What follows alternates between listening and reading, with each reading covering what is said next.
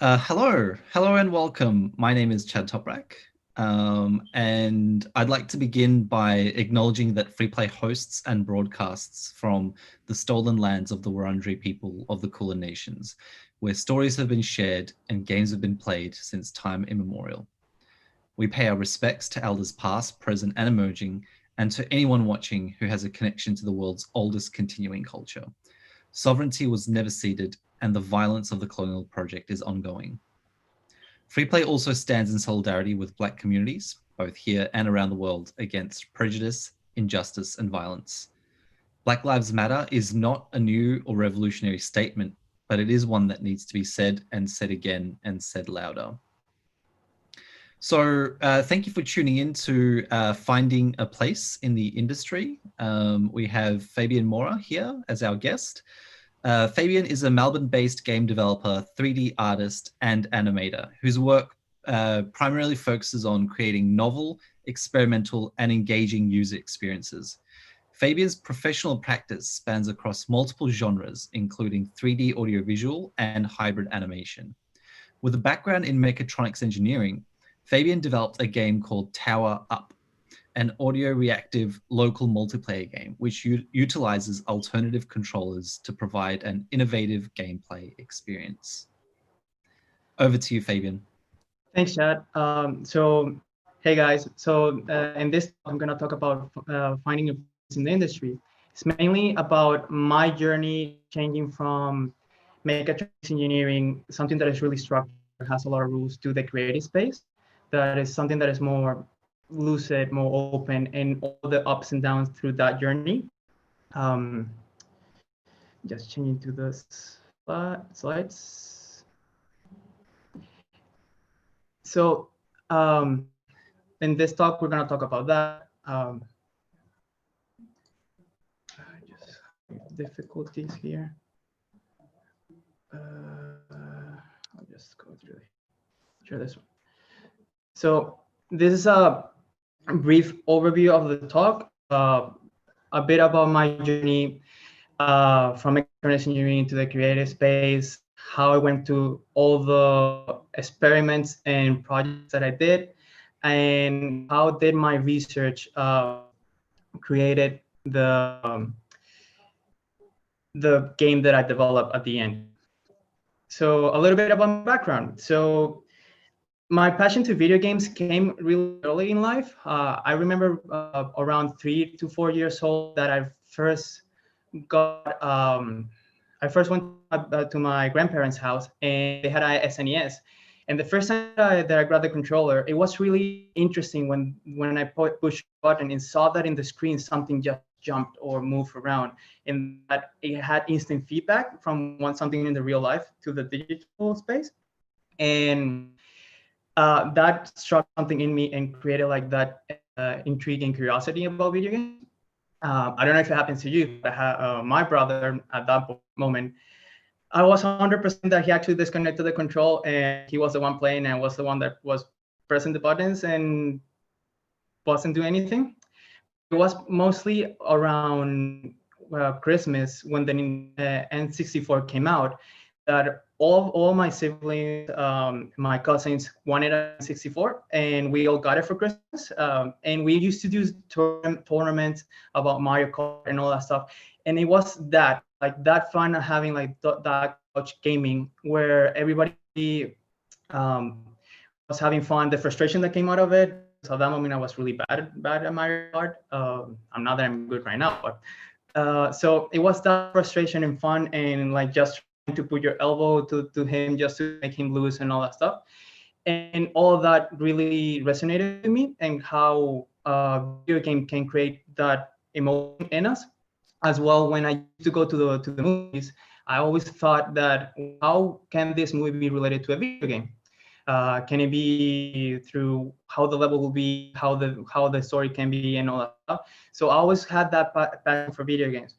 But because I went, so I used to live in Venezuela, and I moved to Colombia. My whole reality shifted, and I have to start thinking, well, I have to get a job, and video game scene and the industry and the career path of it wasn't that well developed. so I just started seeing the other things that I wanted to do. So it was Mechatronics Engineering, which is robotics and creating machinery to pretty much do industry stuff. Here, you can see on the bottom left, is a machine that has different parts. That's my thesis. I created that to optimize industrial food plant, just a process that I used to have. And it has so many rules that you have to follow each number by the T. And so engineering doesn't allow chaos that much. So shifting that to the creative space was a little bit difficult.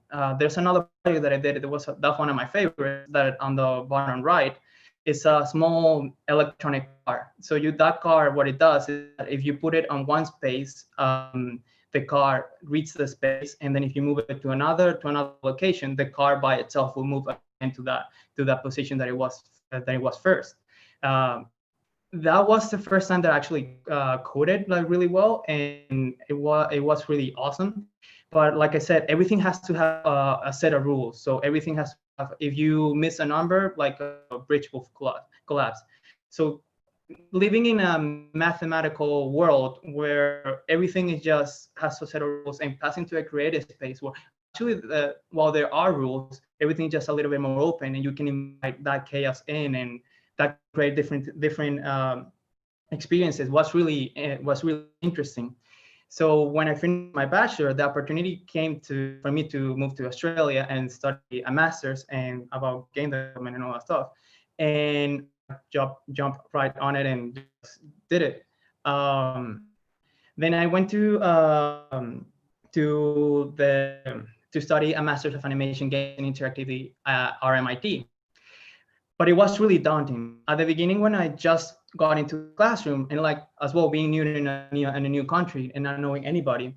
Um, it was really daunting because you didn't know what it was going to be about. Like didn't know. I have as you can see on the right, that's a small screen capture of an animation. The first animation that I did about a teddy bear, and I didn't have like drawing skills, so I just did it how it came. So the first thing that I did that started to come to my mind is like, what do I do? Why do I do it? Does it have any meaning? All of those questions came to my mind. It was really a little bit frightening, a little bit overwhelming, because I didn't know how to come about it.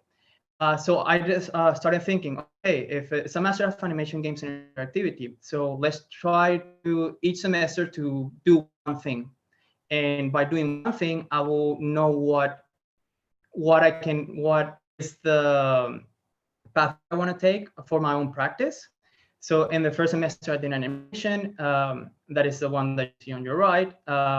It has flat framing and everything. But it was pretty interesting. It was really fun because when I showed it to my peers, I got really feedback about, you have to think about a little bit more of, if you're doing animation, what is the animation gonna bring to like the real world? Like what is the emotion that you wanna portray and all that stuff. So when I finished that project, I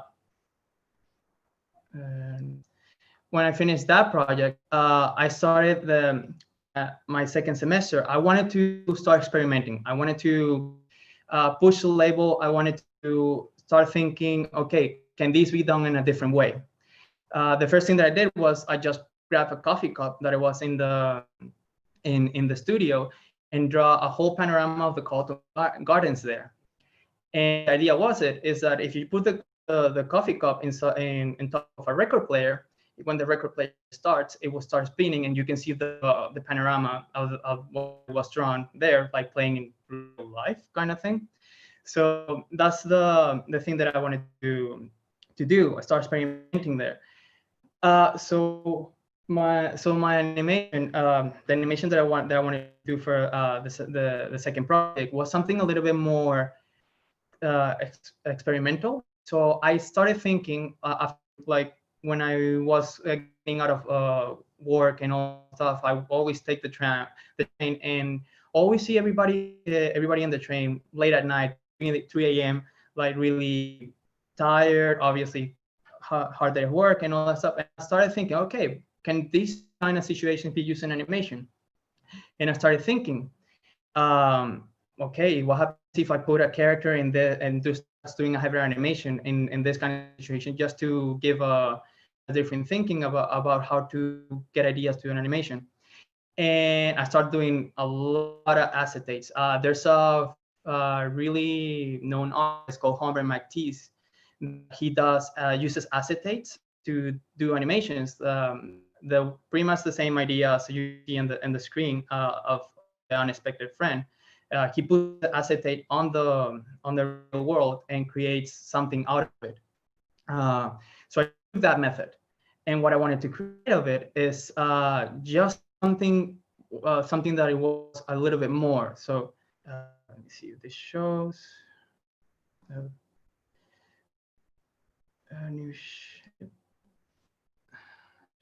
this one and kind of, yeah. So as you can see there, I started putting different characters in different places and started animating over them, just to use those emotions you see on people that they might not be sad, but you can create that idea that they're sad, so the character can just console them or just help them or something like that.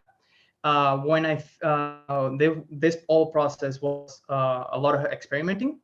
It took a while just to get it right. And the final goal was to showcase it the Maggie Expo. The Maggie Expo is an expo that the master has every end of the year, and we showcase every student showcases us a piece there. So I showcase this animation. I showcased this animation there, and it had a lot of positive feedback. I think the feedback that most got to me was that people just got it, oh, that animation that from the public transport and all that stuff. So it felt really well that it resonated in some people, and kind of interesting as well that at least, even though the animation might not be polished or anything like that, people did get out of it. So what I learned from it is experimenting and doing stuff differently was the thing that I was kind of more interesting in the creative space. After I finished this project, so I decided to, okay, let's do a game. But like every game maker comes in, what do I make? What do I want to make? What are the things that I want to people to play? What are the things that I do like in a game? All those thoughts came into my mind, and I didn't really knew what I was getting into. The only piece of coding that I had done was on the robotic car that I showed you before. And that robotic car, if I'm not mistaken, used Python. And apart from that, I didn't know how to code. So it was really wanting to use another language to coding. Didn't know what engine to use as well. So thanks to my friends and peers, and I started asking questions, and they pushed me in the right direction. So I started thinking. At the moment, I had a few classes on, and those classes helped me to see what mood board I wanted to make, what genre of the game I wanted to make, and that came into my mind that my favorite game actually at this point is Guitar Hero Rock Band, a rhythm game, and it was my favorite one. Not just because playing with another person, it was mostly because you had a different type of controller in your hand, and you played, and like I cannot play the guitar even if in my life depending on it. But at least I could play. It could feel that I was playing something, and it was a different layout, it's different. So I decided, okay, let's make a rhythm game. So I started in that path, and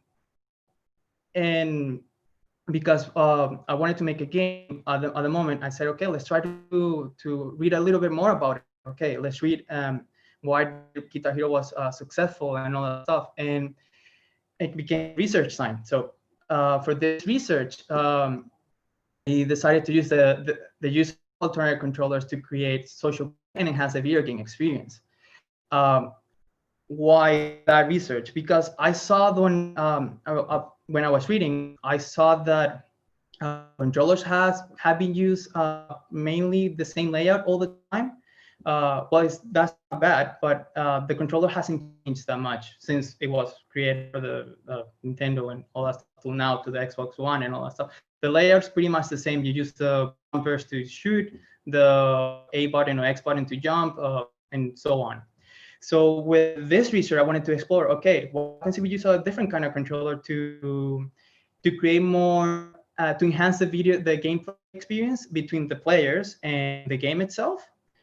And like I said, so there's a famous author in video games, Miguel Sicard, and he states that no matter the type of game that there is, like it can be a emulator, it can be whatever, the controls are basically the same. They have more buttons. That's pretty much the change in them, but they're doing the same thing. You're using those bumpers to shoot and the X button to jump. As you can see on the right side, there's a lot of controls have shifting, and if you see the layout, it's pretty much the same. Hasn't changed. But then I came into the realization that there's something else. So I came into the space, the use of alternative controller. So an alternative controller, you pretty much know what it is, but you know probably that was the term. It's like this, the Ring Fit Adventure, like this game. So the Ring Fit is an alternative controller. The Guitar Hero guitar is an alternative controller. So it's every other controller that doesn't have the same layout. And this is what I propose. What I propose in my research, that I'm not against that people want to use a normal controller, a normal layout. People are used to them. There was an article from Kotaku in 2017 that says that every gamer just wants a controller is pretty easy to use straight out of the box. So that's not wrong. I just wanted to see if there was something else, pretty much to see if the controller can be used in the video game development cycle to enhance the game experience. I came into two games that I really referred to in my research, and one is Hot Tub, where it's a multiplayer game, and as you can see the layout there, the controller uses 5 different inputs, and you only have 2 per controller. So they control the same ship. So the idea of it is that you have to talk to the other player, and they have to be in constant communication for the game to work. If somebody makes a mistake, you pretty much die. So that sounded interesting to me.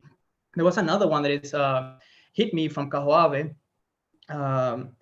She created a game where if you see on the helmet on the top, there's a button. So the idea of it is that the other person needs to touch the other person's button on the top, and if they do, they win. As soon as they do that, there's a camera on the helmet that's a picture of the whatever face or position the other person is. What was interesting about that is that not only the players were the one playing the game, but because it was set up in a coliseum kind of way, even the audience was in it because they were seeing the pictures shown in a screen. So while they were not playing, while they were facing the players, they could see what they were doing. So they were inherently in the game per se. That's why I think that inherently on controllers, because they're created and the game is created based on them, they inherently create social and that social interaction between the players, and they at the time enhance the video game experience. With that, I created, taking into consideration all what I researched and the questions that that I came upon, like does it have a meaning? Why am I doing this? And all that. I created Tower Up. So Tower Up is an audio reactive local multiplayer which utilizes an alternate controller. In this case, that is a microphone. So it uses your voice to provide an innovative experience. So what is an innovative experience? So pretty much you use your voice to control the player. You control, the idea of the game is you have a planet that you start on, and then you have a tower that you have to scale up with your voice, and you have to get to another planet, to the finish line. At the beginning, I had to waver between that midpoint and how to use an alternate controller, and how that alternate controller can create a interaction. So at the beginning of the game, I wasn't that clear of what is the midpoint that I wanted to go on. So I created the game as a single player game.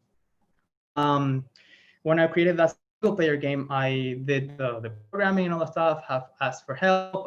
You only have 3 lives. If you hit an obstacle 3 times, you lose. The bar on as you can see, the screen capture on the top right, you can see a bar, and the idea is that the bar tells you how far you are from the finish line, but it doesn't tell you where it is. When I did all that, I went to I did a player testing in class with my peers, and there was and I was really anxious because I didn't know. I'm assuming that a lot of people that makes games comes into this question, like, is the game fun? Are the people gonna accept it? Or is it gonna be well received? Are they gonna enjoy it?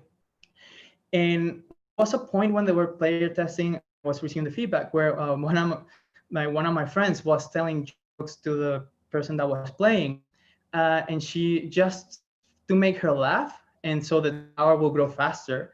And all the people that were watching were enjoying the game. And at that point, I saw that there was something there.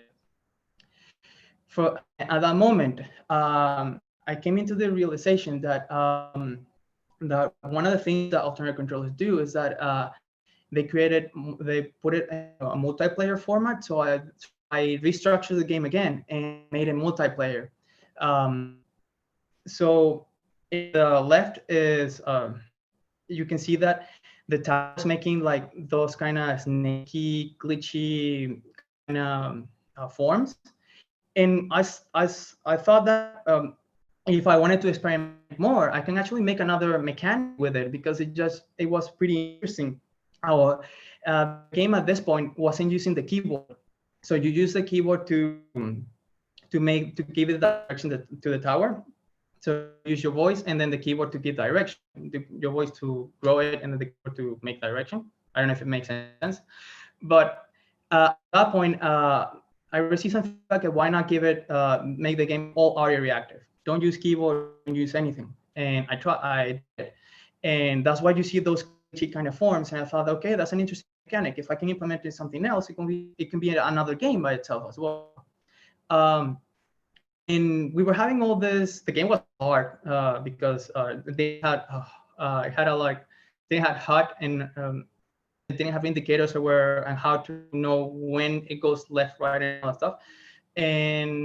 But that experience was interesting. So at this game as well, I was going to showcase in the Mackie Expo at the end of the year.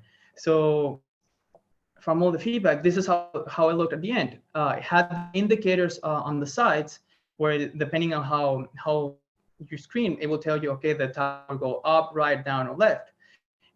But I left something in it as well. I left the keyboard in. So why did I leave the keyboard in? Because I wanted to use that kind of the thing that I was telling you about couch gaming, about like somebody putting the elbow, or like trying to make the person lose.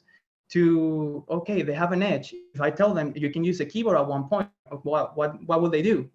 Some players try to move the other person's keyboard, like WASD, to just make the tower go in a different direction and make them lose. As well, I put a mini map where the finish line can be shown, so you have a better indication on where they are. But I then tried to use as well what I learned from Kahoabe. Why don't you use the audience that's watching the game as well? So I put, you can see on the top right, you see the 2 players playing, and you see the microphone here, which you can use. The audience could at it.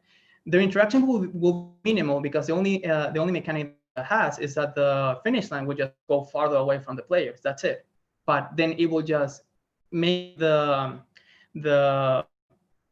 audience more engaged as well. So it will create just a whole engagement between the video game by itself and everybody that sees it. I really got well feedback from this. One of the things that I really liked was when I left my booth about showing the game and telling people how to play, is that people were still coming back and trying to play the game just to see if they got better at it, and as well just to play another person. And that actually was really awesome at the moment, because it showed that I made something that was enjoyable. After I finished this project, I did on the side another project that me and my friend called The Wall. It was another audio reactor projection that uses people's sounds to display what's behind the animation. So if you use a sound, it will animate the wall itself, as you can see there. At that point, I was all into audio reactor stuff, which is fun in my opinion. So I was learning different software programs, different methods, and trying to get more engagement from it. So in that moment, I did games, but with the wall as well, interactivity, this small projection experiment in it. With all of that, I decided that that's the path that I wanted to take, a more experimental way where I can use what I learned into push the label stuff in a different way. It doesn't have to be like, okay, you keyframe everything, or you start drawing and then the next draw, and there's the next drawing, and the next drawing, and the next drawing. No, like you can push a lever further and create something more engaging by doing it. And as well, you learn a lot more by doing it as well. It might be a bit taxing because you might run into walls and all that stuff, but if you just look at it in a way that at the end it's going to be rewarding because you get more out of it and you learn more. I think that's the best thing that I could have learned from doing everything this way. And from this, I started experimenting again. So I started doing 3D art. This is one, and if you want to check more, there in my Instagram. But I started doing this, and one of the things, like regarding let me just change this. 1 second. Let me just stop share. Start video. Just 1 second. Just want to show a video of what last thing that I did. Okay, there it is. Come on. Okay.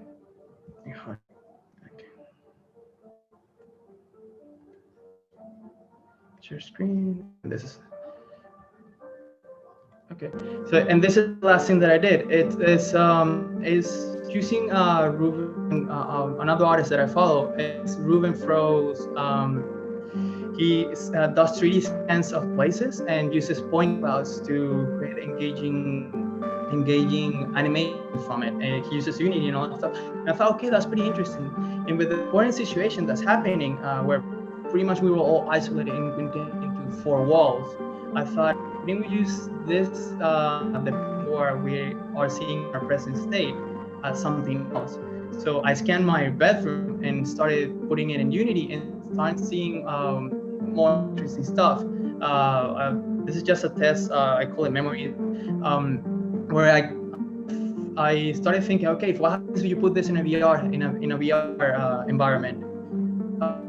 Can it be more interesting, and all that stuff.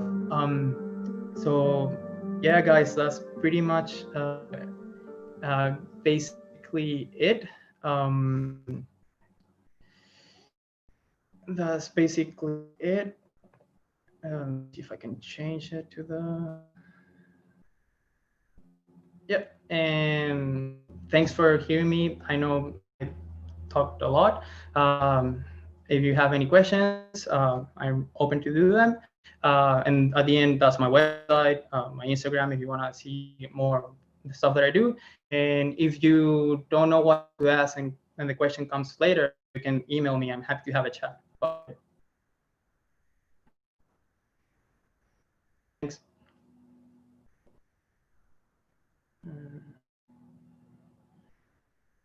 Stop share.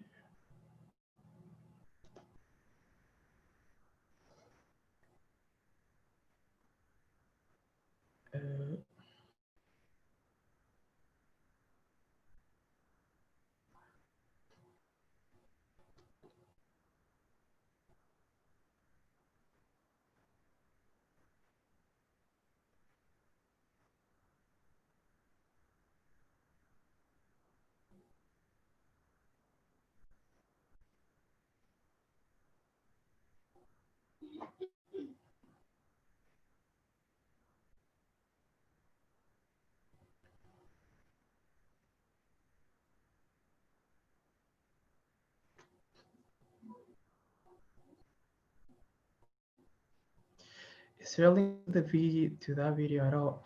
Yes, those all the videos are on my website, Fabian Creative Art. I'll show you 1 second. Share this one. There on the bottom left, my website. It's the links is there as well. My Instagram, I show it, and as well.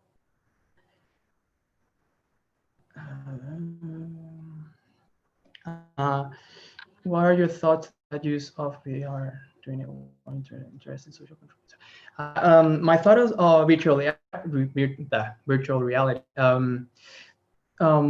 To enable more interesting social and control interactions are, well, if you think of it in this way, if you use VR, right, and you can use VR to use the player, right, and put him in an environment, but you can still use, if you use projection mappings to use the surrounding as well, you can engage with the audience as well. They don't see what you're seeing in the VR headset.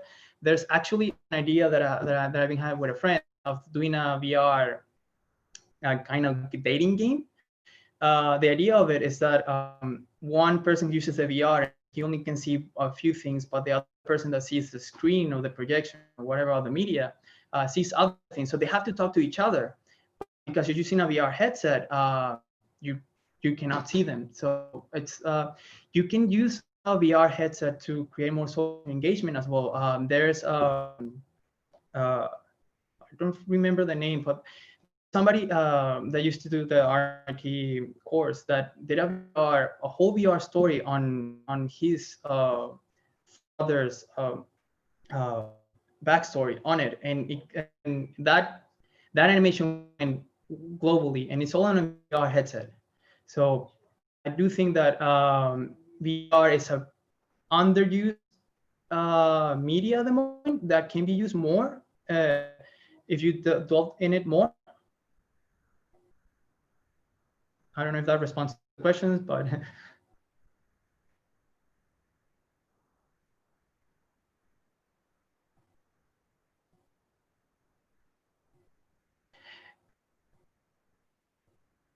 yep, yeah, exactly, that one is that's sent by Oscar, maybe. Exactly, that's the one.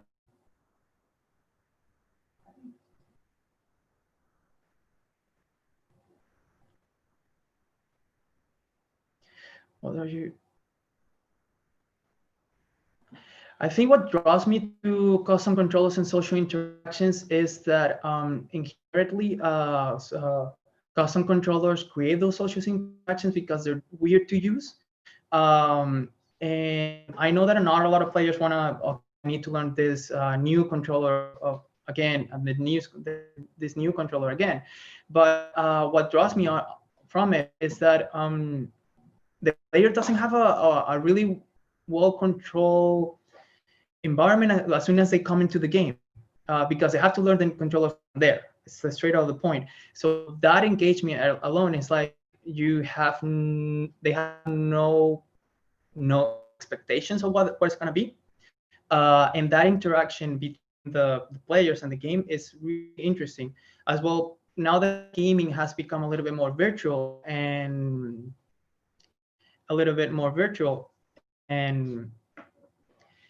and not that social interaction where you're just next to the other person because of current events. um, I think that things are going to shift a little bit, but you shouldn't use those social interactions. That's why couch gaming is based on what you happen, the frustration that happens, the fun that happens literally next to another person. Um, and just creating that's the engineering part of me, like creating something from scratch. Like at the moment, well, I didn't get the microphone, but creating something from a voice-based controller was pretty interesting.